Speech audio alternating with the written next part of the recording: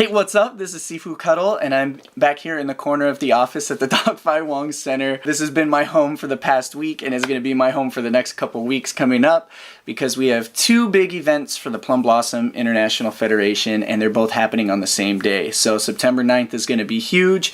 We have our annual championship tournament. This will be our 21st annual tournament, and then we also have our annual banquet. If any of you are in the Plum Blossom Federation, I'm looking forward to seeing you guys when you come out to compete, and for the banquet itself. Definitely something to look forward to.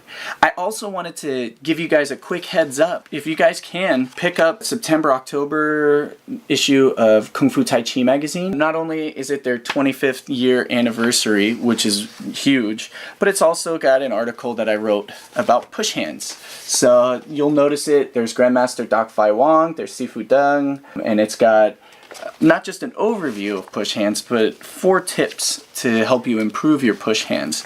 Now, the cool thing is these are concepts, so it's not just one particular technique that you can use against another. And that's something that I find in a lot of push hands articles and push hand seminars. It's like a traditional way of teaching where you have, okay, now here's this technique, now here's how you counter, now here's how you counter that, here's how you counter that, here's how you counter that. And you get into, you know, dozens of counters to where you kind of don't get enough chance to kind of focus on one technique or one thing. And when you take a concept, it's an umbrella that basically allows several techniques to fall under the same category. So go ahead and read that. I actually want to make another video highlighting each of those concepts, and you guys will definitely see that in the future.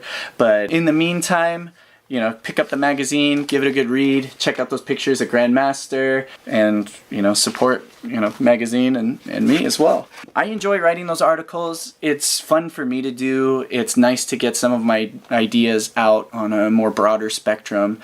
Of course, that's why I do YouTube as well. One of the things, though, that's interesting about push hands in this article that I wrote is these concepts do apply on all levels. And with tournament coming up, this is where we start to see 2 distinctly different styles of push hands. You have the Tai Chi ideal, which is the 4 ounces to move 1,000 pounds push hands, where it's all on the micro level of being able to neutralize and redirect with minimal movement. And you've got the tournament style, which is a lot of like shove hands and joint locks and, you know, grabbing. Sometimes you get people that really despise that style of push hands, and they think it's unpure and not the correct way of doing it.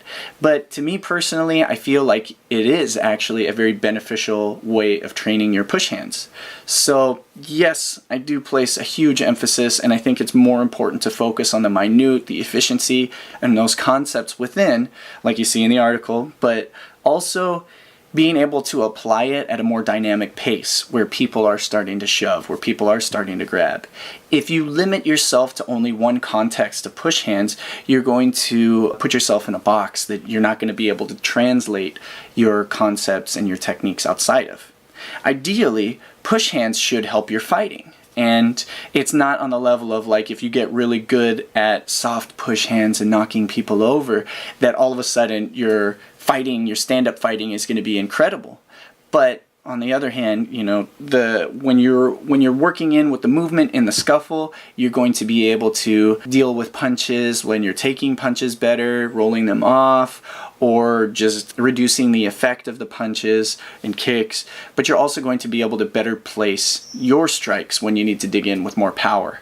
Now, an interesting thing here too on that level is a good friend of mine. He's a Tai Chi Sifu, and he's been training for probably 25 years now. He's also, I want to say, purple belt in jiu-jitsu, and he was, you know, talking about this cool crossover and not in the sense of, you know, like just because somebody gets good at push hands, they're going to be good at jiu-jitsu or vice versa. But he said when you're rolling with the higher levels in jiu-jitsu and you have these same kind of setups and the same kind of feeling, how people move around and get into their positions and, you know, set things up, that same type of feeling is the same as when you're doing push hands with somebody at a high level.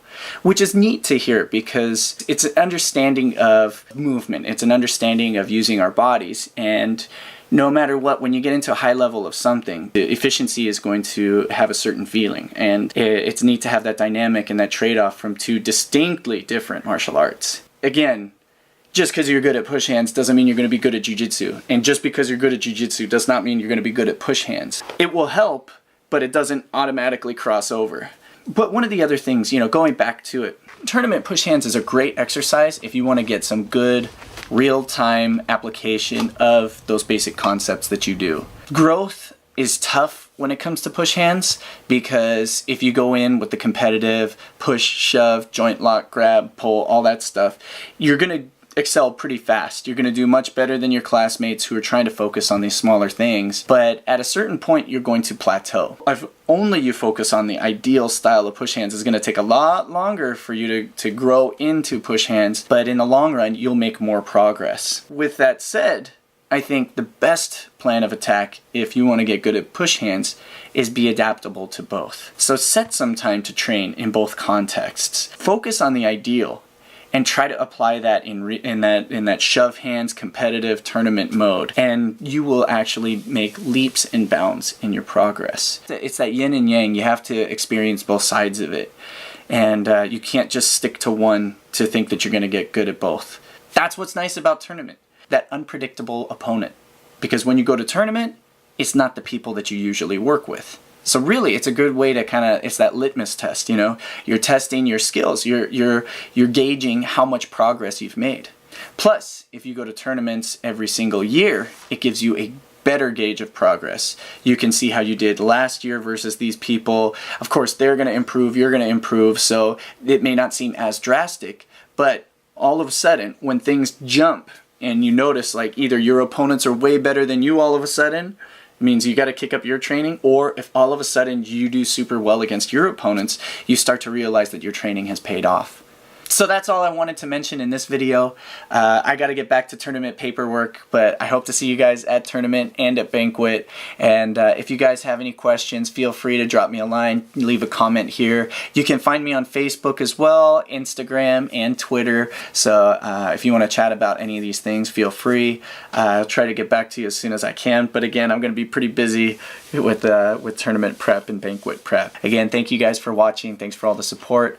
And big news coming up towards the end of August. I'm going to get Patreon going. And the cool thing about Patreon is it's going to be a series of videos that I have never released before. So it's a style that I don't usually release in my videos, but I think you guys will definitely enjoy because it has been a lot of the requests that have been coming in. So keep an eye out for that. I'll have another video with a lot more information coming up later.